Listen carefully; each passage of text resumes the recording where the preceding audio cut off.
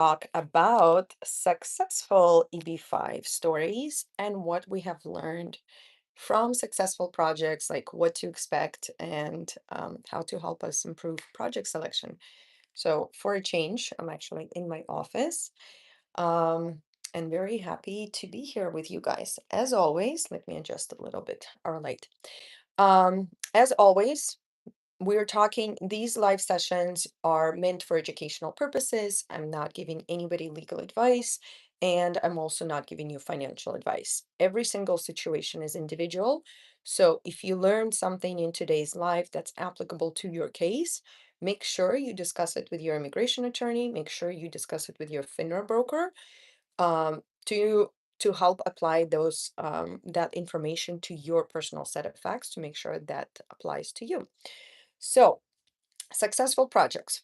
Um, there were many, many, many. I've been working in the EB-5 industry now for more than 14 years, almost 15 years. And I have seen lots of success stories, and I want to highlight some of them today and talk about, I think, what helped make those projects successful and what we learned and how we can apply those lessons to project selection in the future.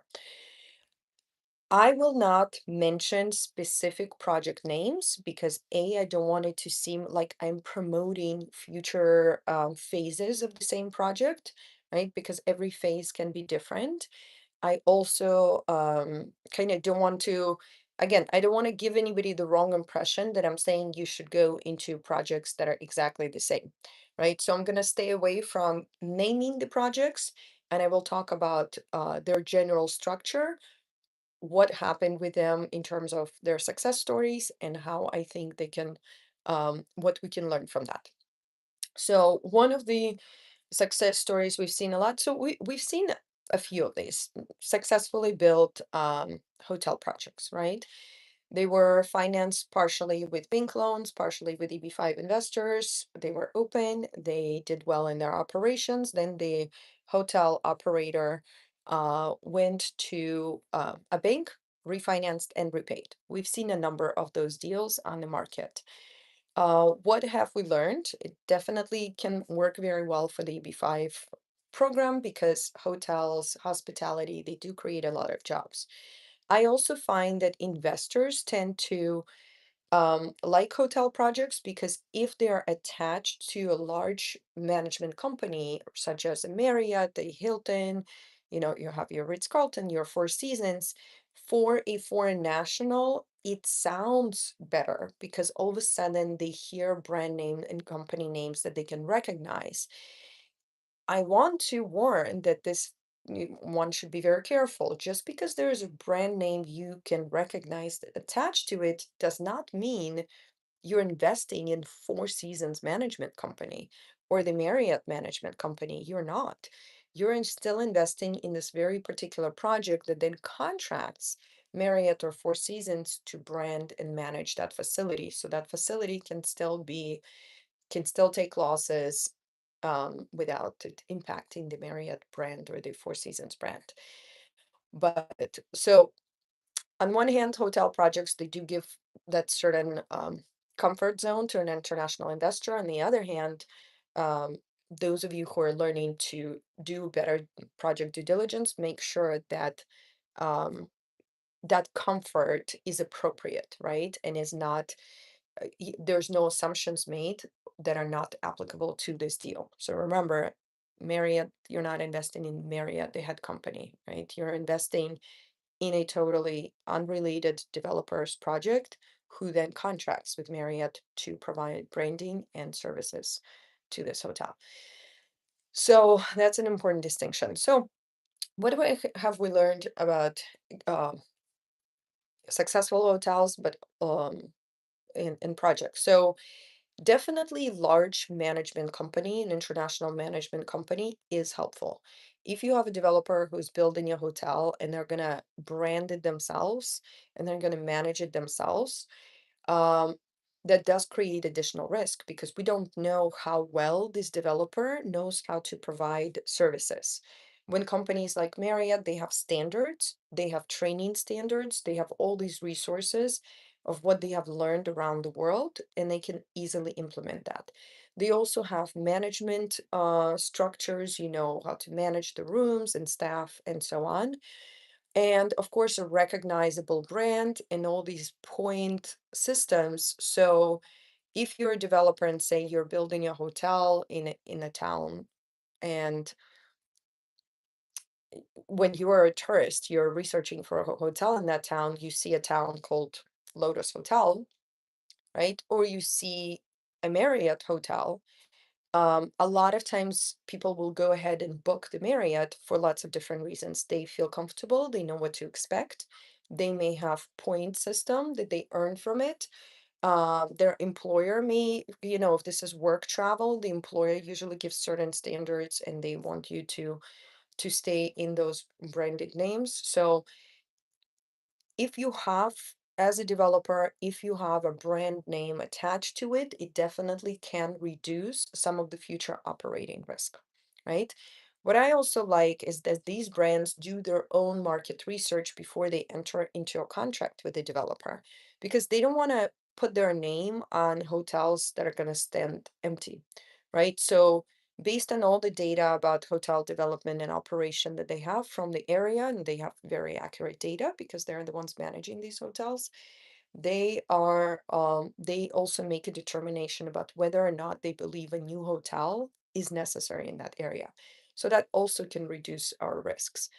On the other hand, what things to keep in mind, we saw a lot of these hotels be successful in good economy. As soon as we are hitting some sort of a recession, a lot of hotel projects experience challenges and their operating income can drop. If their operating income drops, then the developer has a very hard time either selling that hotel or refinancing it, which is what needs to happen for you as an investor to get your money back. Because typically a developer builds a hotel, they want to keep it, they want to manage it, and they want to make the money from operations. They're not trying to sell it. So for you as an investor to get repaid, because the money is in the building now, that developer has to go to a bank, refinance, get another loan, and replace our money with a loan from a bank. A bank will only give them a loan if their operations are expected to be profitable for the next few years, because the bank charges interest and they want to make sure they're getting paid back. So when you're in a recession, the operating income drops, that developer will have a hard time refinancing. And that's where we need to be careful when selecting hotel projects. What I have learned, and especially we've seen a lot of these hotel projects go through challenges during COVID, where you have the building, it's operating, but you can't get your money back. And what developers have done is extended the loans. Some have been able to finally refinance, but at a loss to the investors. So the investors didn't get the full return. What I have seen and this in successful hotel projects is a lot of the projects were successful from an EB-5 perspective. So they got their green cards, they got their permanent green cards, and they got repaid. So those are three factors that I would say should be present for the purposes of today life to call a project successful. You got your initial green card, you're going to remove conditions, or you will remove conditions because the project was finished and you got fully repaid. What I have seen for hotel projects, actually, that happens more often if there's a condo hotel. So there's a hotel, there's some condos in that building, and ideally the investors are in a first lien position, not in a second lien position. Because in those projects, what I have seen is as soon as the building is finished, even before the operating history happens, the condos get sold off and the money from the sale of the condos go to repay us as EB-5 investors. And that's definitely, I can think of a few deals that essentially the developer ended up repaying even early. So if it was like a 4-year minimum loan with 2-year extensions, so 4 + 2, and they came in and repaid in 3.5 years. Why? Because we as EB-5 investors were in a first lien position. It was a well-branded hotel, good developer with equity, and there was a condo component that was for sale, and the cash proceeds from those condos went to repay investors. So that's definitely something I like to look at today. I'm less enthusiastic about financing projects that are pure hotels, but I feel like there's an extra layer of protection for us in terms of how quickly we can get the money back if the developer is building a condo hotel, because it tends to be that from the profits from the condos, we get repaid, and then the developer can stay with their hotel building and refinance that out when they need to. So that's on the hotel side. Another, success story is here in the state of Florida. We had a number of charter schools that were financed through the EB-5 program. Now, I really want to highlight that there were many, many, many of these charter schools that were success stories. So the investors got the initial green card, got the second green card, and got repaid on time, right?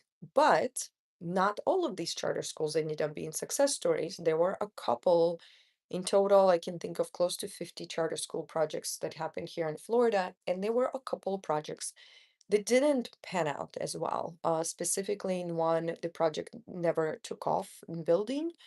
So the investors put the money in, waited for 3 years, nothing happened. They got the money back, but no green cards. They had to restart the process.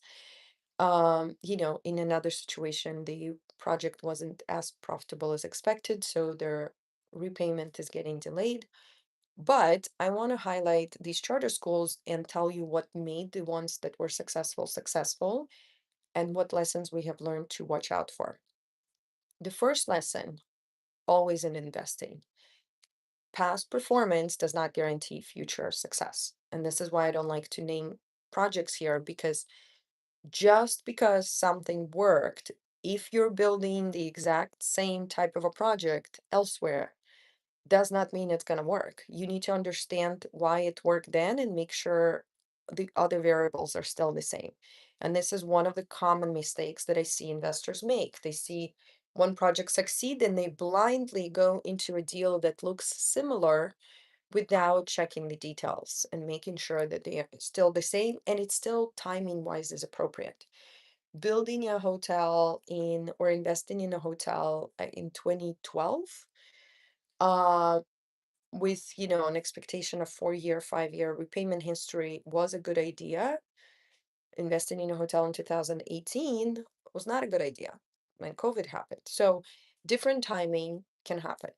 So, what made these charter schools? How were they structured? So they were usually structured. There was a 15 to 20% developer equity, so the developer would buy the land, and the rest of the money fully came from EB-5 investors. And these investors were in the first lien position to get repaid. Um, Now, the downsides for me in those projects is the developer equity is not high, but the upside is the way charter schools work is these are privately built and privately operated schools, right? So a developer comes in, buys the land, builds the building, starts operating a school, but they are free to the public. So the kids from that area start attending the school and the state pays per child, right? So it's basically when the state has a population growth that's very sudden. Say in a particular town, there's a 20% population growth, they need a new school.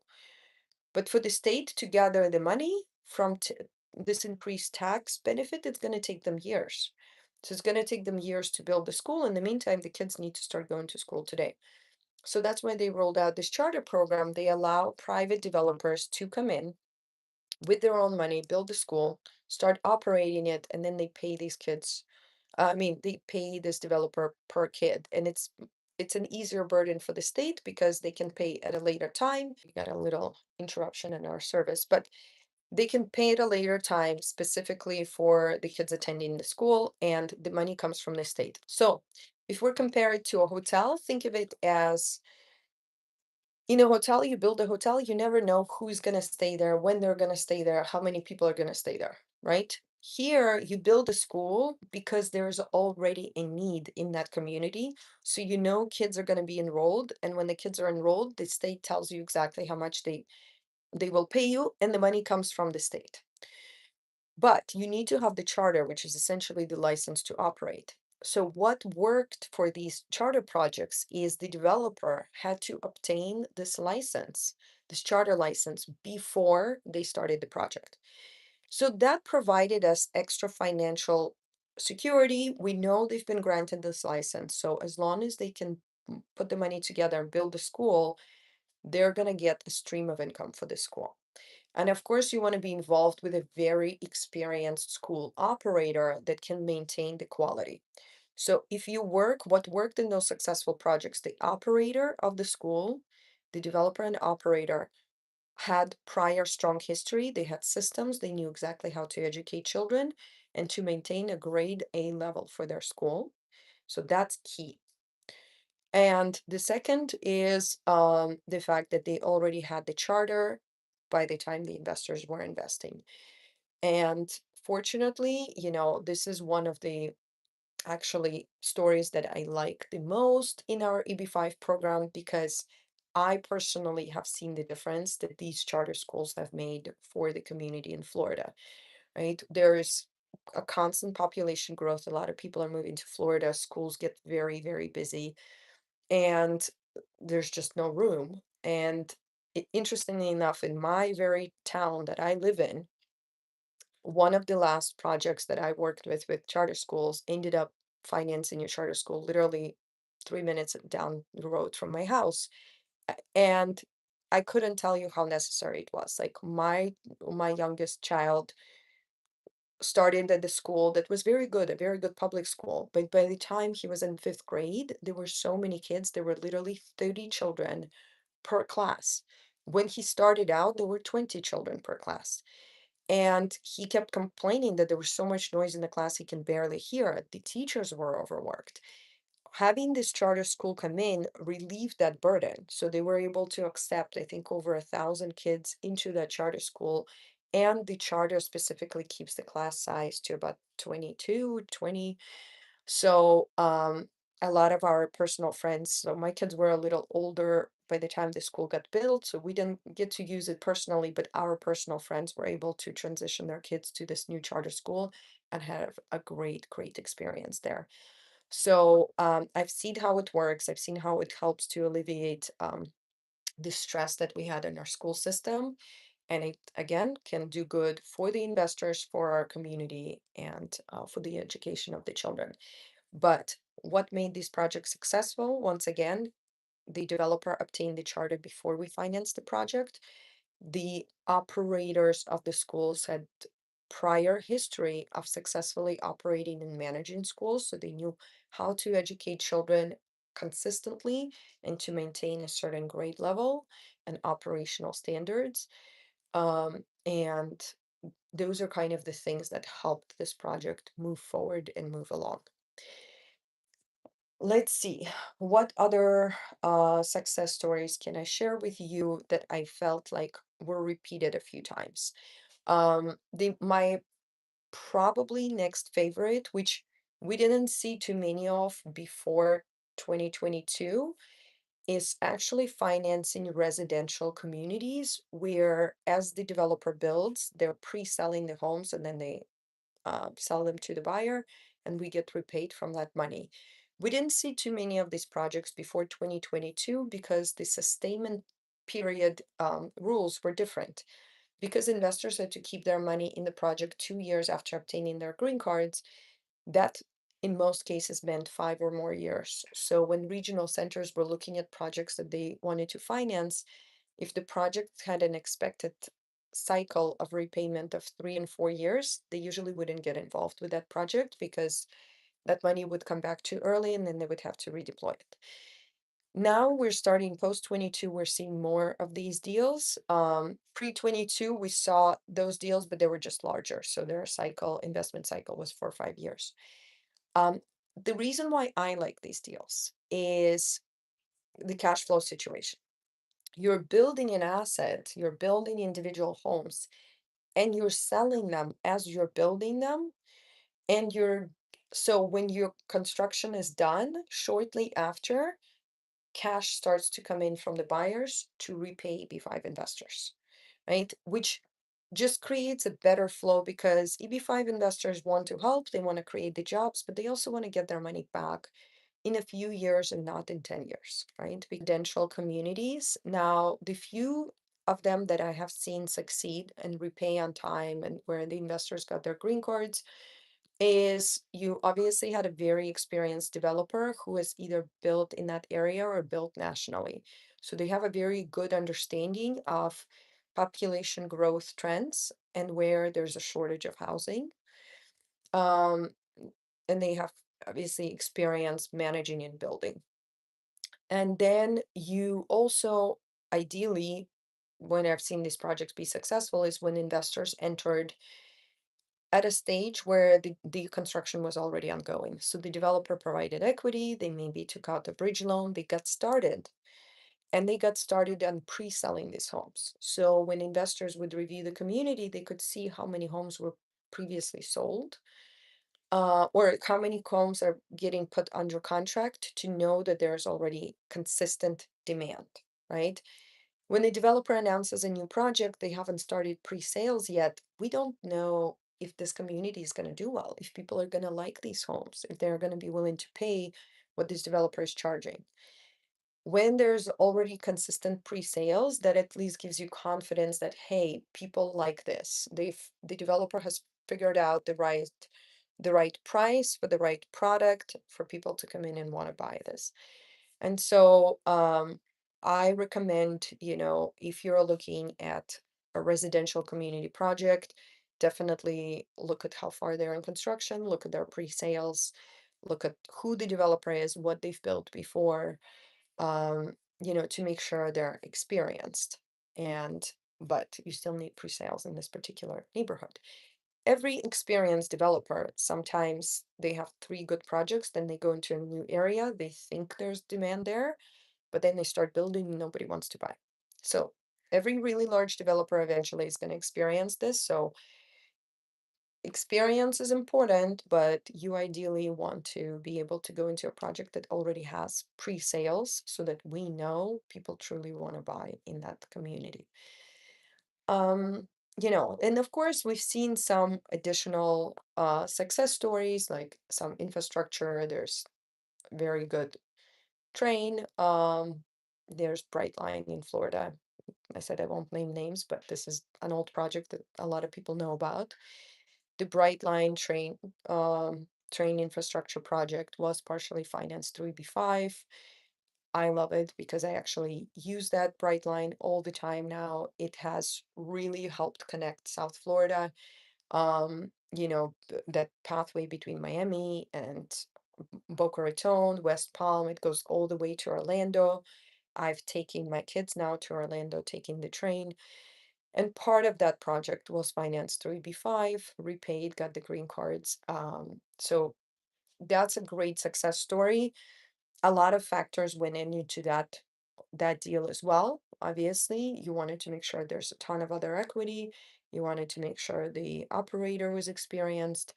You want to make sure they have enough cash flow to sustain it as the project ramps up. Like specifically, I can tell you when the Brightline was originally constructed, the trains were empty.